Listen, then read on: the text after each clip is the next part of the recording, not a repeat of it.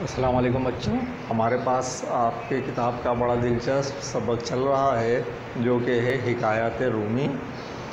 اس میں مولانا جلال الدین رومی صاحب نے، جن کو ہم مولانا رومی بھی کہتے ہیں، انہوں نے اپنی بات بڑے خوبصورت انداز میں بیان کی ہے۔ اس سبق کی ہم نے اب تک 2 حکایتیں پڑھ لی تھیں، باقی کی جو 2 حکایت ہیں وہ ہم آج پڑھیں گے، ٹھیک ہے؟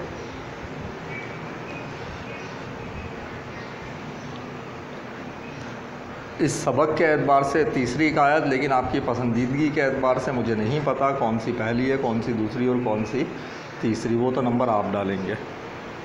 کسی چیز کو، یہ حکایت شروع ہو رہی ہے، کسی چیز کو تحقیق کے بغیر سمجھنے کا دعویٰ مت کرو، محض اندازے پر بھروسہ مت کرو، ورنہ اس بہرے کی طرح ہوگے جو بیمار کی عیادت کے لیے گیا تھا۔ نصیحت تو اس میں یہ ہے کہ کسی چیز کو تحقیق کے بغیر سمجھنے کا دعویٰ مت کرو، محض اندازے پر بھروسہ مت کرو۔ باقی اب اس کے لیے جو انہوں نے بتایا، اس بہرے کی طرح ہوگے جو بیمار کی عیادت کے لیے گیا تھا۔ تو دیکھتے ہیں اس بہرے کے ساتھ کیا ہوا۔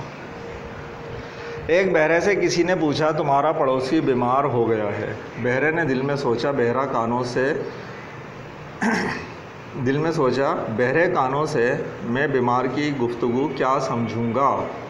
بہرحال عیادت کے لیے جانا ہی چاہیے۔ جب میں دیکھوں گا کہ اس کے ہونٹ ہلتے ہیں، میں سمجھ جاؤں گا کہ وہ کچھ کہہ رہا ہے۔ اندازے سے سب کچھ سمجھ لوں گا۔ میں پوچھوں گا، حال کیسا ہے؟ وہ ضرور کہے گا، اچھا ہوں۔ میں کہہ دوں گا، خدا کا شکر ہے۔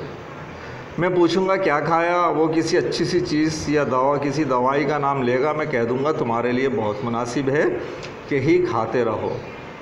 میں معالج کا نام پوچھوں گا۔ وہ کسی اچھے سے معالج کا نام لے گا۔ میں کہہ دوں گا، اس کا آنا تمہارے لیے بہت مبارک ہے، اب تمہارا کام بن جائے گا۔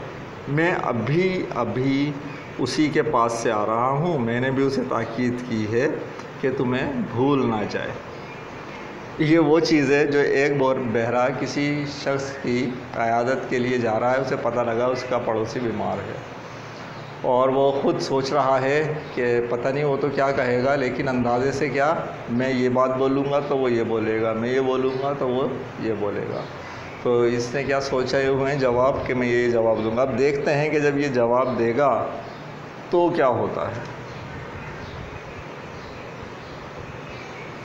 یہ سوچ کر بہرا بیمار کے پاس گیا، اس کے سرانے بیٹھ کر اس کے سر پر ہاتھ پھیرا اور پوچھا، حال کیسا ہے؟ بیمار نے کہا، ہائے مر رہا ہوں۔ بہرے نے کہا، خدا کا شکر ہے۔ پھر پوچھا، کیا کھایا ہے؟ اب دیکھیں وہ وہاں پر کیا سوچ کر آیا تھا کہ رسمن جیسے لوگ کہہ دیتے ہیں نا کہ وہ کہے گا، اچھا ہوں تو میں کہوں گا خدا کا شکر ہے۔ اس نے کیا کہا، ہائے مر رہا ہوں۔ اب بہرے نے کیا کہہ دیا، خدا کا شکر ہے۔ پھر پوچھا، کیا کھایا؟ بیمار نے جل کر جواب دیا، پہلے ہی اس کی بات پر وہ جل گیا ہے کہ خدا کا شکر ہے۔ زہر کھایا ہے۔ بہرے نے کہا، تمہارے لیے بہت مناسب ہے، یہی کھاتے رہو۔ جبکہ وہ سوچ کر کیا آیا تھا کہ کسی اچھی سی چیز یا دوائی کا نام لے گا، میں کہوں گا تمہارے لیے بہتر ہے، کھاتے رہو۔ اس نے جل کر کیا کہا، زہر کھایا ہے۔ بہرا کیا کہہ رہا ہے، مناسب ہے، یہی کھاتے رہو۔ پھر پوچھا، علاج کے لیے کون آتا ہے؟ بہرا کیا سوچ کر آیا ہے کہ کسی اچھے سے معالج کا نام بتائے گا۔ دیکھتے ہیں بیمار کیا کہہ رہا ہے۔ بیمار سخت بیزار ہو چکا تھا، جواب دیا، موت کا فرشتہ آتا ہے۔ بہرے نے کہا، اس کا آنا تمہارے لیے بہت مبارک ہے، اب تمہارا کام بن جائے گا۔ میں ابھی اسی کے پاس سے آ رہا ہوں۔ میں نے بھی اسے تاکید کی ہے کہ تمہیں بھول نہ جائے۔ تو دیکھا بچوں کیا ہوتا ہے، کبھی بھی ہمیں اندازے لگا کر کوئی نتیجہ قائم نہیں کرنا چاہیے۔ یہ دراصل مولانا رومی صاحب نے ہمارے معاشرے ماحول میں جو ایک بہت بری بیماری پھیل گئی ہے، اس کی طرف اشارہ کیا ہے۔ یقیناً انہوں نے تو اس بات کا اندازہ بہت پہلے سے لگا لیا۔ اکثر جو گھروں میں لڑائی جھگڑے فسادات ہوتے ہیں، بڑی باتیں تو چھوڑ دیجیے، یہ جو گھر جو ٹوٹنے کی اس اعتبار سے یہ بہت بڑی باتیں ہیں، لیکن یہ بہت دیکھنے میں چھوٹی لگتی ہیں۔ وہ کیا اندازے سے ہی ہم سوچ لیتے ہیں۔ ہمارے بھائی سے کوئی بات ہوئی، والدہ سے ہوئی، والد صاحب سے ہوئی، محلے میں کوئی بات ہوئی، ہم نے پہلے سے ہی اپنے تئیں ایک ذہن بنایا ہوا ہوتا ہے کہ اگر میں نے اس کو ایسا بولا تو یہ یہی جواب دے گا، میں اس کو ایسا بول دوں گا، میں اگر اس نے میرے ساتھ ایسا کیا میں ایسا کر دوں گا۔ اب پہلے سے غصے میں پک کر بیٹھے ہوئے ہیں۔ اب جو شخص آیا ہے وہ بات کہہ رہا ہے تو ہمارے ذہن میں کیونکہ پہلے سے ہی ایک نتیجہ سب تھے اس بات کا، تو ہم یہ سوچ ہی نہیں رہے وہ کیا بول رہا ہے، بالکل اس بہرے کی طرح کہ وہ سوچ ہی نہیں رہا ہے کہ سامنے والا کیا بول رہا ہے، اس کے چہرے کے اثرات بھی نہیں دیکھ رہا کہ وہ جل کر جواب دے رہا ہے۔ یہ بس کیا جو اپنے تئیں سوچ چکا، فیصلہ کر لیا اس نے، اسی کے مطابق جواب دیے جا رہا ہے۔ ہمارے سوسائٹی میں بھی آج یہی مسئلہ ہے کہ جو اپنے تئیں سوچ لیا، فیصلہ کر لیا، سامنے والے کی بات سننے پر تیار نہیں ہے، اپنے اندازے لگا رہے ہیں، خود فیصلہ کر لیتے ہیں۔ تو یہ ایک بہت بری عادت ہے جس سے معاشرے میں، سوسائٹی میں بگاڑ پیدا ہوتا ہے، مولانا رومی صاحب نے جس کی طرف اشارہ کیا ہے۔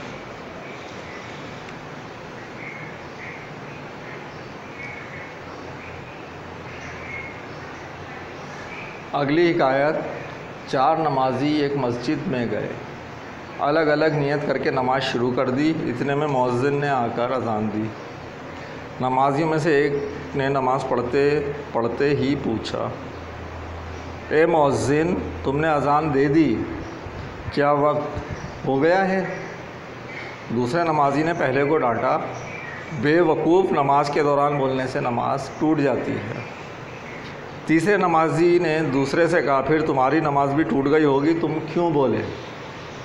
چوتھے نے کہا، دیکھو میں بالکل نہیں بولا۔ ان چاروں کی نماز برباد ہوئی۔ دوسروں میں عیب تلاش کرنے والا خود زیادہ گمراہ ہو جاتا ہے، وہ شخص خوش نصیب ہے جو اپنا عیب دیکھے۔ کتنی خوبصورت نصیحت ہے ہمارے اندر جو برائی کہ ہم سب سے پہلے دوسروں کی طرف دیکھتے ہیں۔ جس وقت کوئی عیب کی بات ہوتی ہے، اگر ہم مسجد میں بھی بیٹھے ہوئے ہیں اور امام صاحب واعظ فرما رہے ہیں اور وہ کہہ رہے ہیں نماز پڑھا کرو، ہم میں سے اکثر لوگ صبح میں سوتے رہتے ہیں، فجر کی نماز کے وقت نہیں اٹھتے، تو لوگ پتہ ہے کیا کرتے ہیں، حالانکہ خود بھی نہیں اٹھ پاتے، جو اٹھتے ہیں ان کی بات نہیں کر رہا، جو نہیں اٹھ پاتے ان کی بات کر رہا، خود بھی نہیں اٹھ رہا لیکن وہ فوراً دوسرے کی طرف دیکھتے ہیں، بولتے ہیں سن رہے ہو مولانا صاحب کیا بول رہے ہیں، اٹھ جایا کرو صبح میں۔ کوئی برائی اگر ہم کر رہے ہیں یا کسی شخص نے کوئی برائی کی اور وہ پکڑا گیا، چھوٹے بچے ہیں اکثر شرارتیں کرتے ہیں، ایک بچے کو شرارت کے اوپر ڈانٹ پڑ رہی ہے تو وہ جو بچہ ہے وہ کیا کر رہا ہے، اس کا عیب دیکھ رہا ہے کہ اس نے یہ کیا، اس کو ڈانٹ پڑ گئی، خود بھی وہی کام کرتا ہے، اپنے اندر نہیں دیکھتا۔ یہی عادت بچپنے سے پختہ ہو کر جب ہم بڑے ہو جاتے ہیں، جب بھی ہو جاتی ہے، جب بھی کوئی بات بولی جاتی ہے، کسی عیب کا ذکر ہوتا ہے تو اس عیب کو ہم ہمیشہ دوسرے میں تلاش کر رہے ہوتے ہیں۔ جس وقت کہا جاتا ہے غیبت نہ کرو تو ہم فوراً یہ دیکھتے ہیں کون کون غیبت کرتا ہے، وہ اس کی برائی کرتا ہے، وہ بھی میرے پاس آتا ہے، میں نے اسے اس کی برائی اس سے کرتے ہوئے دیکھا ہے، وہ اس برائی میں مبتلا ہے۔ یہ تو سوچ رہے ہیں، یہ نہیں سوچ رہے میں کہاں کہاں جا کر غیبت کرتا ہوں۔ جبکہ بولا یہ جاتا ہے کہ غیبت، جب منع کیا جا رہا ہے کہ غیبت نہیں کرو تو وہ آپ کو بولا جا رہا ہے، جب بولا جا رہا ہے نماز قائم کرو وہ آپ کو حکم ہے۔ آپ پہلے اپنے اعمال، اپنا قبلہ درست کیجئے، دوسروں کا قبلہ درست ہو جائے گا، وہ اپنا ذمہ دار ہے، آپ اپنا، تو اپنے اندر پہلے عیب تلاش کیجئے بجائے اس کے کہ آپ دوسروں میں عیب دیکھ رہے ہیں۔ تو یہ تو تھیں بچوں مولانا رومی صاحب کی حکایات، آپ نے اس پہ یقیناً اپنے حساب سے نمبر لگا لیے ہوں گے، ٹھیک ہے۔ ہم جو ہے کلاس ورک کر لیتے ہیں۔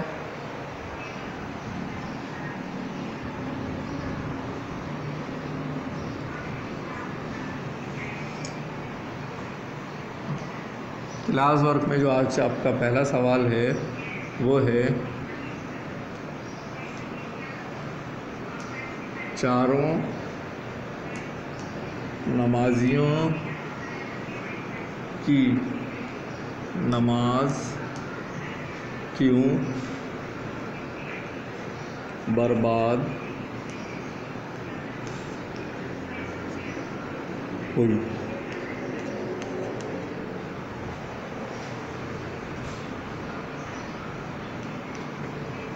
ویڈیو روک کر اس سوال کا جواب لکھ لیجئے. لکھ لیا؟ اگلا سوال لکھ لیتے ہیں.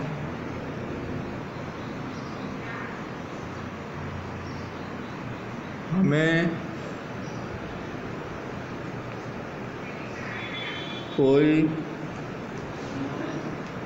بھی بات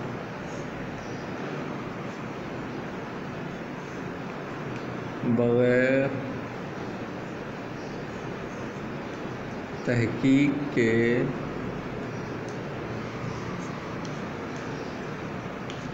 کیوں نہیں کرنی چاہیے؟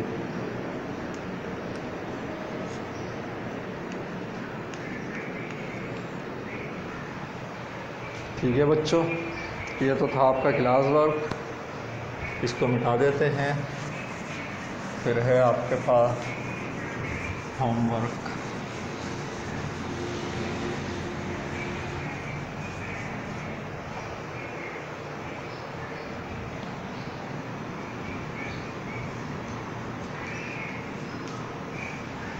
آپ نے حکایات پر نمبر لگائے ہیں. اس میں جو سب سے پہلا نمبر جس پہ دیا ہے اس کے متعلق ہے. ٹھیک ہے، وہ کیا ہے؟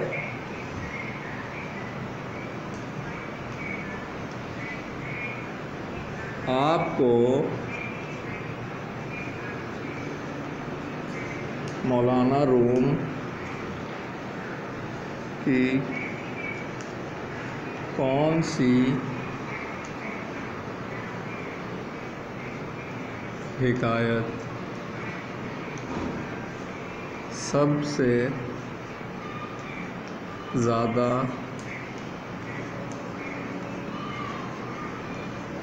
اچھی لگی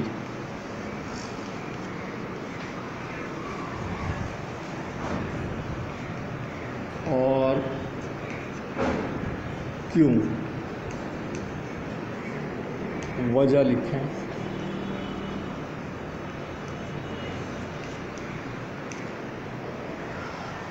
سن لیجیے کرنا کیا ہے اس میں. حکایت جو آپ کو اچھی لگی ہے وہ پوری حکایت نہیں لکھنی ہے، بلکہ جیسے کہ اگر میں آپ کو مثال دیتا ہوں، دوسری حکایت ہے، جب کچھ سیکھنے کا ارادہ ترک کرو تو پھر نازک مزاجی چھوڑ دو. اگر ہر بات پر شکایت کرو گے تو سیکھو گے کیسے؟ یہ پوری نیچے تک وہ ہے حکایت جس کے اندر شعر والا واقعہ بیان کیا گیا، شعر بنوانے والا. تو آپ کو صرف یہ لائن لکھنی ہے اور پھر یہ آپ کو پسند کیوں آئی ہے اس کی وجہ آپ کو لکھنی ہے.